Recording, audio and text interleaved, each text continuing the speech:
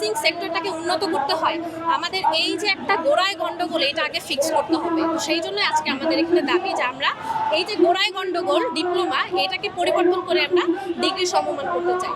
দৃষ্টি আকর্ষণ করছি স্বাস্থ্য মন্ত্রণালয়, শিক্ষা মন্ত্রণালয়, সরকারের যে এই বিষয়ে যত জলদি সম্ভব এটার একটা বিচার করা এবং এটার একটা সুষ্ঠু একটা জায়গায় এটা আনা এবং আমাদের এই যে অধিকারটা সেটা আনা। যদি না হয় রাস্তা আমাদেরকে বন্ধ করে আমাদেরকে আন্দোলন করতে হবে, আর কোনো উপায় নেই, কারণ আমরা দৃষ্টি আকর্ষণ করতে চাচ্ছি।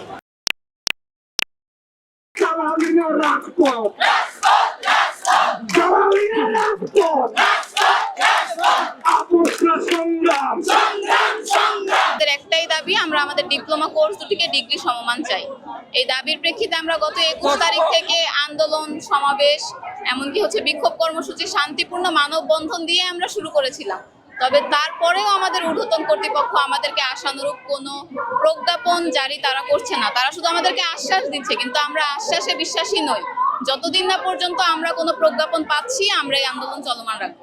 নার্সিং সায়েন্স এন্ড মিডওয়াইফারি এবং ডিপ্লোমা ইন মিডওয়াইফারি, এই দুইটা কোর্সের যে শিক্ষার্থীরা আছি পুরো বাংলাদেশ থেকে আমরা এখানে জমায়েত হয়েছি। আমাদের প্রাণের দাবি, আমাদের দাবি তো না, এটা আমাদের অধিকার। আমাদের কর্মকর্তারাও বলে যে তোমাদের দাবি যৌক্তিক, তোমাদের দাবি যৌক্তিক, তোমাদের দাবি মেনে নেওয়া হবে, কিন্তু তারা লিখিত কোনো কিছু দেয় না। আজকে 24 দিন যাবত আমরা রাজপথে আছি, তাদের পক্ষ থেকে কোনো প্রজ্ঞাপন নাই। যতক্ষণ না পর্যন্ত আমাদের এই diploma in nursing science and midwifery এবং ডিপ্লোমা ইন মিডওয়াইফারি এই দুইটি কোর্সকে ডিগ্রি পাস অথবা নার্সিং পাস সমমান কোর্সের সমমান না দেওয়া হচ্ছে, ততক্ষণ আমরা রাজপথ ছাড়বো না ইনশাআল্লাহ।